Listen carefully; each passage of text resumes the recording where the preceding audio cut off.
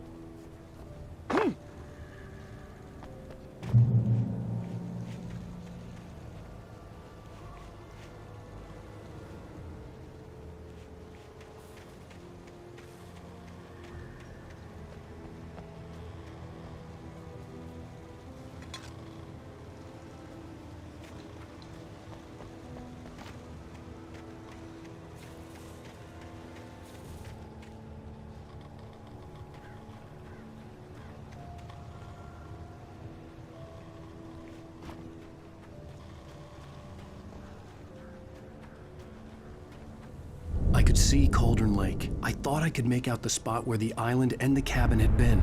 There was a light near it. It had to be a boat.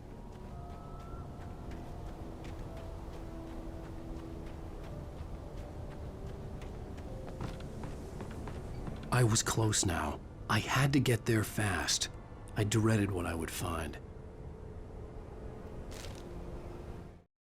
I tried to hold on to Alice, but her form melted away. I was losing control.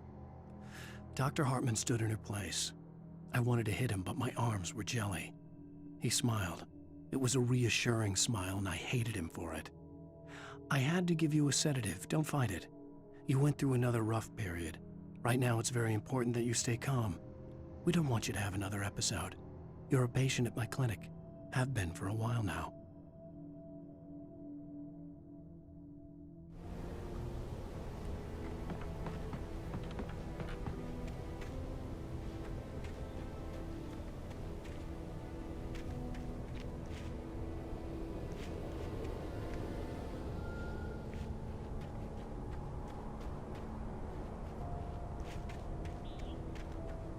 Wait! Are you? Wake? Hey, I'm here! I'm coming! No! Get away! Sorry. Please, it's late. The boss didn't know who he was messing with. I didn't know. I swear, I didn't know. We don't have a wife. We don't know where she is. She's probably drowned. We just said we had her to make a play ball. You see? To get him writing for us.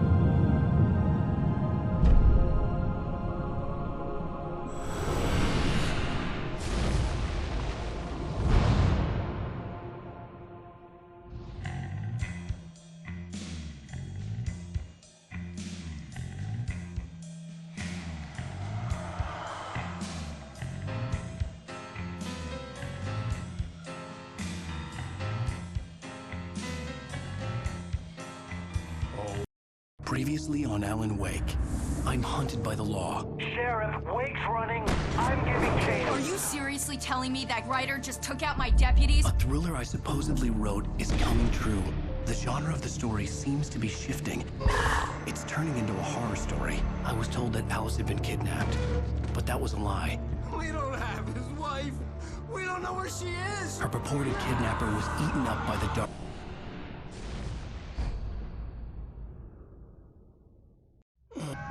Alice. There you go, Alan. Hartman. I fell. I had to give you a sedative. Don't fight it. You went through another rough period. What? Right now, it's very important that you stay calm. We don't want you to have another episode. You're a patient at my clinic. Have been for a while now. The shock of your wife's death triggered a mental illness. No, you're lying. You're suffering from various symptoms of undifferentiated schizophrenia. Bastard. It's okay, Alan. Just let go.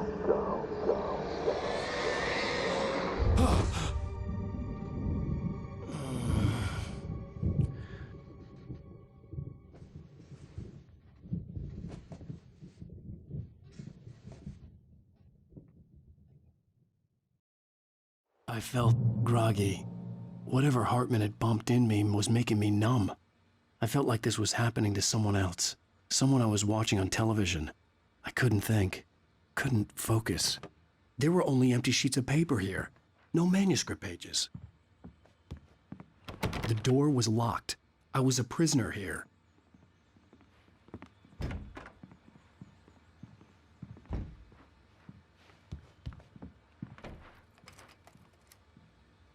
Good evening, Alan. Are we feeling better now? Feeling calm? Yeah, I see you brought your pet gorilla with you. So sure, I'm calm. I get the message, loud and clear. Quite right. That's the spirit. You're being very brave, Alan. I understand you're confused. I would be more concerned if you weren't suspicious of me. I don't blame you for it.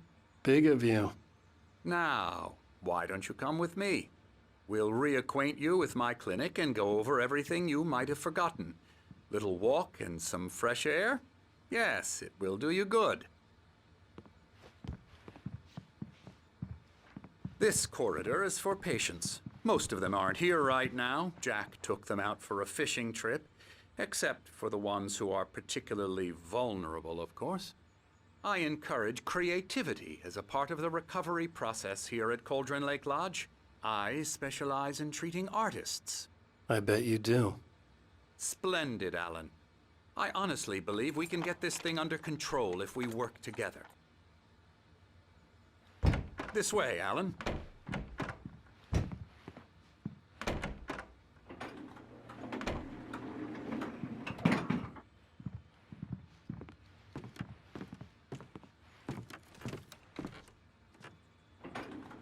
Now, Alan, from past experience with you, I know I need to get right into the heart of the matter as quickly as I can after an episode.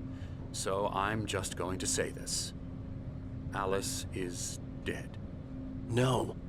You're in a very vulnerable state until you understand and accept this. Alice drowned, and you couldn't face that. You're suffering from hallucinations, paranoid delusions, unusual thinking, an obsession about light and darkness, a feeling that everything revolves around you, your thoughts and dreams. Your mind has constructed an elaborate fantasy scenario in which your writings are affecting reality. She has been kidnapped and supernatural forces of darkness are trying to stop you. We go this way, Alan. I wasn't ready for another shot, so I went along with it. He had to be lying. But under the influence of the drug he had given me, I had to fight not to believe his words. It's all in your head. You've been making it up. Apart from the tragic accident with your wife, no one has been killed. Your delusions are just a manifestation of your subconscious mind trying to protect you from the too painful truth. Unless we fight the fantasy, it will return. I know the instinct is to resist me, but think about it. Doesn't this make far more sense than the insane supernatural conspiracy you have concocted in your mind? You're a skeptic by nature, Alan. We both know this. Everything can be explained logically.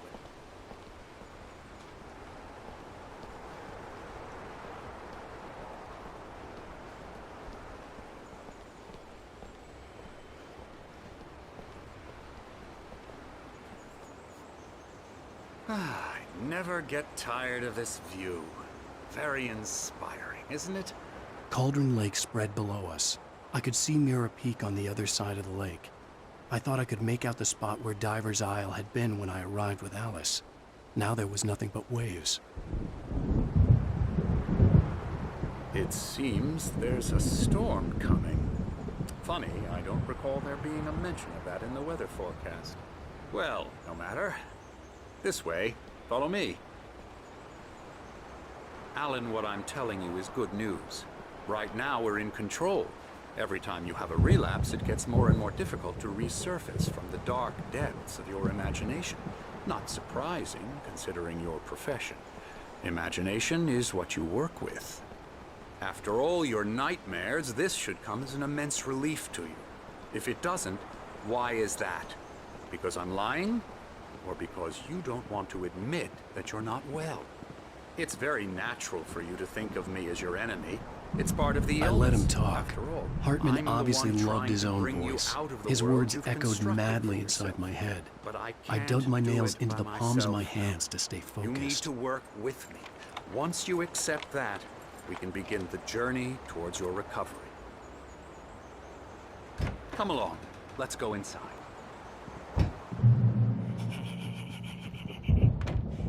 Here's the entrance to the office wing. That's for staff only. You were impressed by my trophies when you first arrived here. I do love to hunt.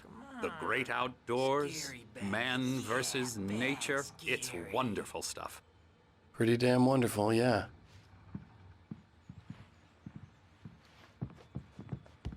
Scary, scary, scary.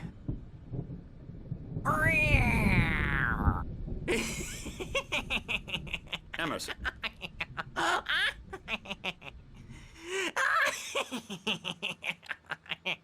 I'm a real bad dream, mister. You should be afraid of me. Don't want to run into me in the night, that's for sure. Please, Emerson. Mr. Wake is confused enough as it is. Yeah, you'd like me to go away so you won't be scared. But you can't just decide what kind of dream you have or when you have it. Emerson. Okay. Sorry. Boo. That's Emerson. We're actually making some progress with him, I'm happy to say. He works on Elbow video strike. games. Ooh, yeah. It's trash, of course, but it does involve get him some to the head. small creative effort, which makes him receptive to my therapeutic methods. No kidding.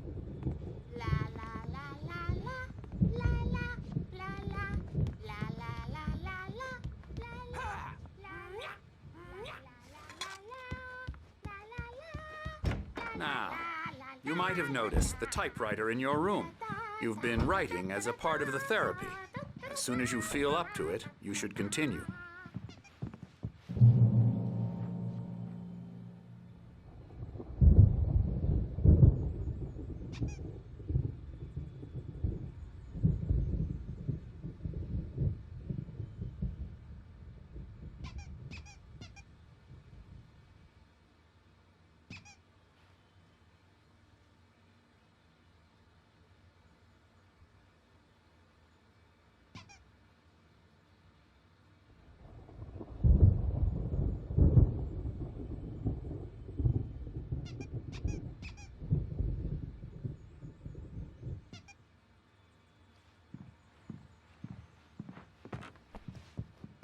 My rheumatism's killing me. There's a storm coming. Oh, what a storm. I hope it wipes this place off the face of the earth. And these two are the Anderson brothers, Odin and Tor. They had how should I put this? A heavy metal band in the 70s and 80s called Old Gods of Asgard. They even adopted new first names to complete the image of Viking gods. After the band broke up, they lived on a farm nearby. They are, well, in advanced stages of dementia. They're well cared for, TLC and all that. There's nothing more that can be done. I'm afraid that the rock and roll lifestyle has left its mark. Oh, that won't do. I'm so sorry to cut this short for now, Alan. The power has been acting up. I'd better go check on it. We'll continue this soon. Meanwhile, when you feel up to it, return to your room and try to write. It really is for the best. Don't you think? I'd like to bash his head in with a hammer. Oh, he'd love to fish out our secrets, but he has no clue. He's not crazy enough. Not crazy like us, Sonny. Yeah! Being crazy's a requirement, Sonny. Who else could understand the world when it's like this? It takes crazy to know crazy. That's the sanest thing I've heard in a while. Say, you're all right, Tom. Hey, we like him, don't we, bro? He's got to go to the farm. The Anderson Farm. Valhalla! We wrote it all down, lest we forget. A crash course. All you need to know to get your head right. You need to find the message. Here, Sonny, here's something for you.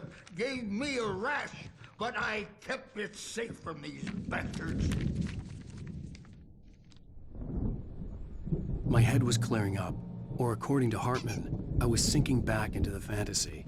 I was convinced he was lying to me. Zane could feel the poems, taking form, shaping things. As he experimented, he imagined he could almost feel the power surging through the keys of the typewriter. It exhilarated him. But there was fear, too. If not for his young assistant Emil, he would have given it up. But Emil convinced him otherwise. He too had a way with words. About everything. Crazy or not, the Andersons made more sense.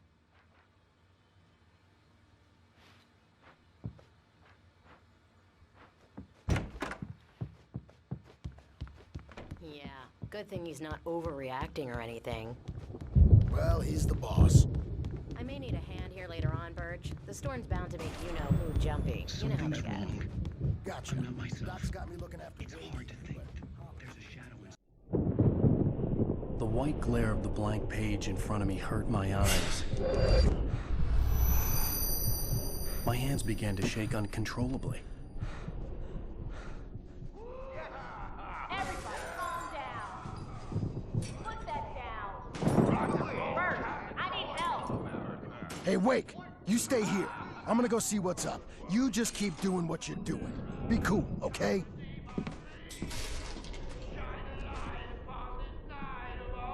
I didn't know what the chaos was all about, but it could be my only chance of getting out of here.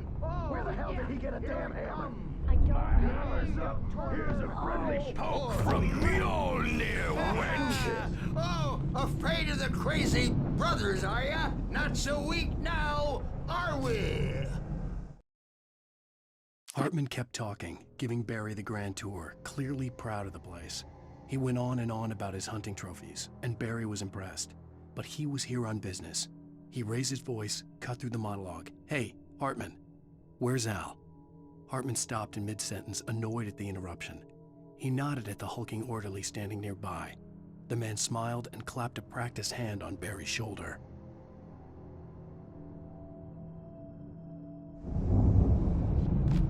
Well, things are unraveling fast, aren't they? Sinclair looked bad. That wasn't a love tap. The crazy old fart hit her hard. And if she was one of Hartman's goons, she had it coming. I had to get to Hartman's office. He had taken all my manuscript pages.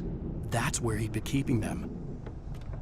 Come out and face the music, Birch. It's time to pay the piper. Maybe you could come out and beat our wicked adult diapers. Let me out of here! Hartman, do you hear me? The photo on the wall caught my attention. In it, the clinic staff was standing outside the lodge. I knew the man next to Hartman. He was the kidnapper. Hartman had been playing me all along. I represent a celebrity. They'll be looking for me. Oh, that's how you want to play it? Is that how you want to play it? Really? Okay. Barry? Ow! About time! Barry! Man, am I glad to see you. We need to get to Hartman's office. It's right next door. You okay? Yeah. I mean, no! The cops found me at Rose's trailer, but they didn't hassle me too much. I'm obviously a victim in this, and I...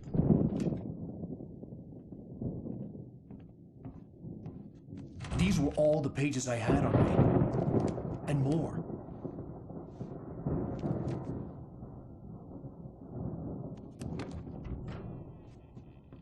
Alan, please. You're sliding back into the... Tell me one more lie and I'll shoot you in the face. Ah, well, it was worth a shot. Really, Wake, come on.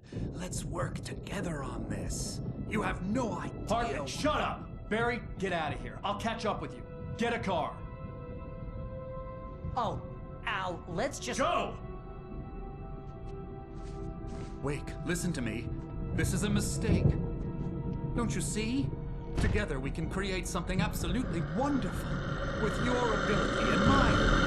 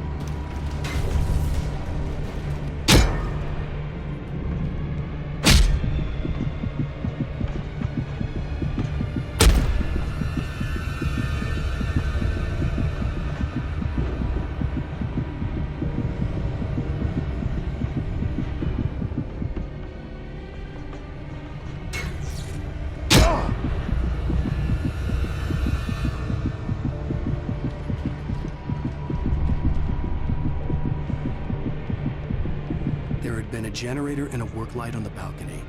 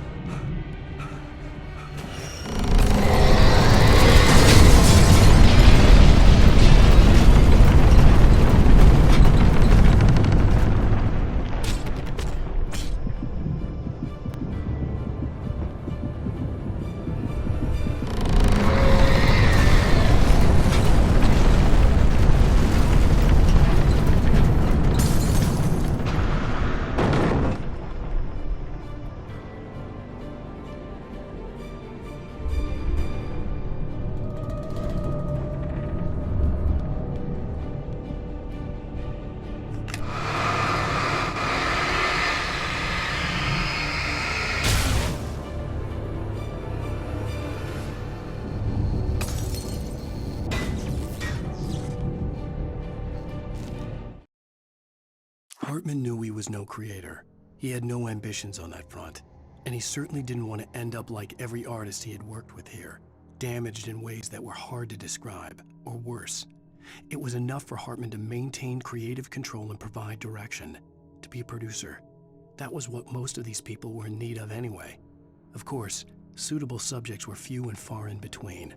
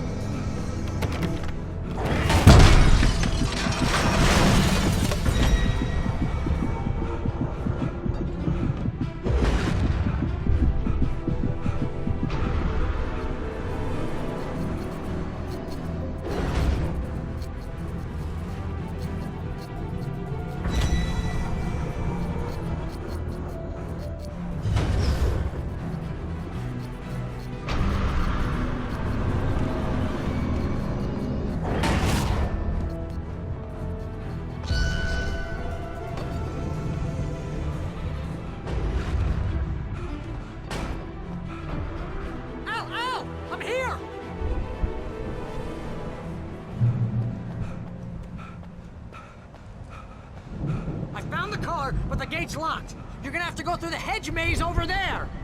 Barry, I don't have a light. Take this, Al. Oh, God! Look at the house, Al!